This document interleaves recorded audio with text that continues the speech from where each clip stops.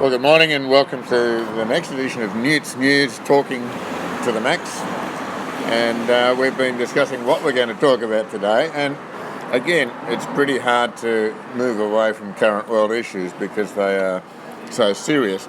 And we've just read an article by Maajid Nawaz, who did run for the Liberal Democrats in the UK. We're not holding that against him. We're not holding that against him. He was also involved with the Muslim Brotherhood in Egypt and was locked up for that. Might have to hold that against him. We might have to hold that against him, but he's come a long way from there. And he's written an article that was published in the Weekend Australian. And basically what he's saying is, by not saying that the terrorists are Muslims, we are cheating the way that the whole world views this issue and how it views Muslims. And then in fact he's saying that by Barack Obama saying that this is a poisonous ideology and not naming it as as something to do with Islam, people interpret that every Muslim is that way. And I don't know whether that's right or wrong, but I think we are getting a sense of a growing fear of Muslims in our community because we don't understand enough about how extreme what he claims is Islamism, which he says is the real cause of all the strife. Islamism, which he defines as those extremists who want to make the whole world their caliphate. Well, they basically say he's saying that they use the text of the Quran, and through the text of the Quran, they justify their actions. Correct. And obviously, there are more moderate Muslims now who are saying, yeah, but the Quran doesn't preach death to all. The Quran preaches peace and love as well. So obviously, depending on where you go, yes, it depends on where you draw. Or what you believe in as a Muslim. Indeed. And we see the same diversity of opinions amongst all religions. Amongst all cultures. I mean, our own culture is as diverse as, no doubt, the Muslim communities, in that we have people to the extreme left of the argument suggesting that we should all live in peace, and we should open our borders to everybody, and then we have others that would shut them to the world. Yes. I have a degree of sympathy for Maajid's position here, because he is speaking, after all, as a Muslim himself. That's right. So he's, in a way, he has to justify the fact that this is not a good position to be represented by. Absolutely.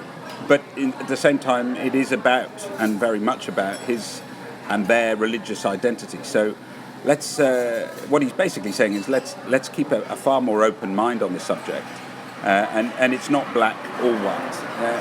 It's grey, and I think this week I've come to terms with the fact that we're probably very closely related as a community to the Muslim community, more than we are to we are to Christians, clearly, but to any non-religious group, we are very closely related as Jews to the Muslim ideology. So, even closer than to Christianity. Sharia law is very similar to our own law. I mean, there are similarities. I wouldn't say it's very similar. Well, insofar as let's be frank, we have for many thousands of years put women in a very different space to men, and we have separated our food. And all religions do. Well, certainly all the Abrahamic religions do that. Well, I should be fair that. Yeah, we have all of us together in this so-called... And that's based on history. And as we see in our own community, some groups have moved a long way away from that. Yes, they have. And others haven't.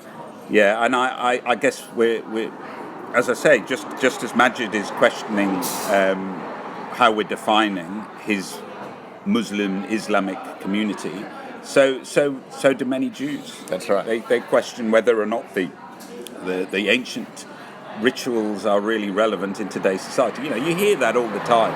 And of course, the religious side of our community go, well, that's what it is. I mean, why are we even discussing it? But we don't have we don't have a stream that is going around to other countries knocking off people at random. I mean, this 3 months is I guess it's the time that they've given themselves to try and find other cells. Who else is there? We have this whole community. We're going to sift through it and look for other cells, other terror cells. Yeah, you do wonder how. And you wonder. That's done under a state of emergency in France. But what happens in other countries? What's happening here in Australia to do that? Are you listening, Mr. Secret Service? I hope he's. I mean, the issue really is how much does this change our democracy?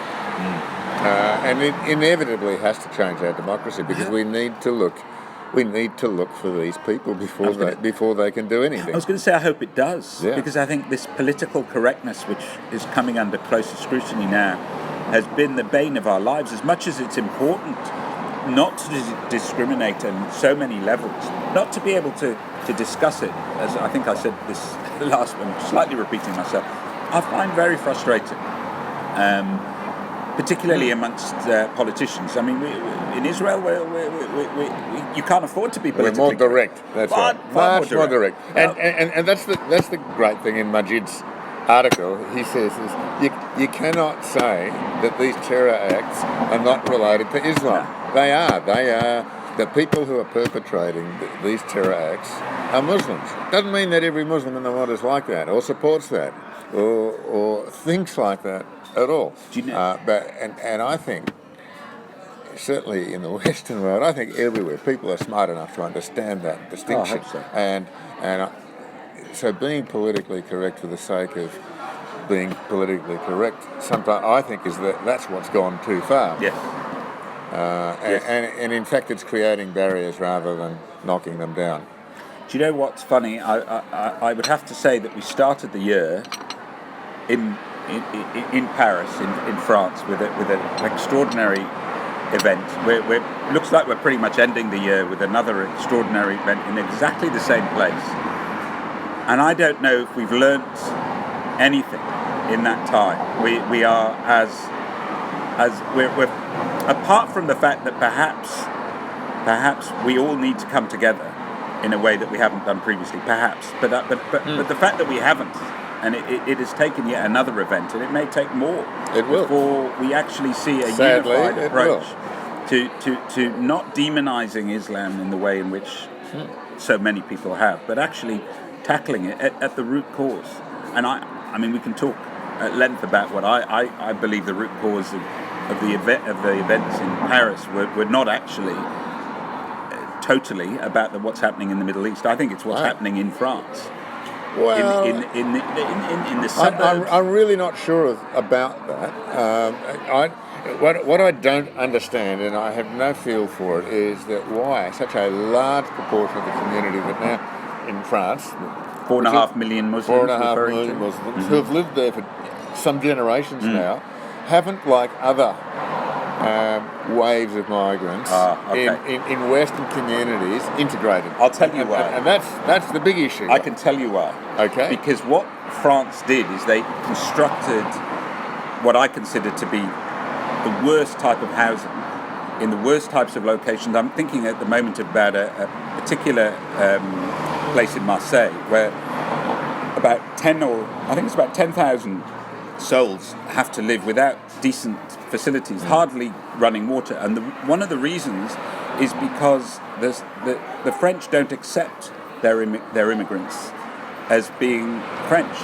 They unless they can prove national basis. But this is happening all over Europe. It's not just a French issue, and I would argue with you there, because I mean every city has its sort of migrant ghetto.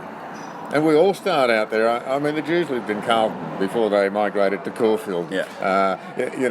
True, but the Jews were given. And by the way, it's not just the Jews who've lived there. The Vietnamese went and lived there too, and before them, the Greeks and the Italians.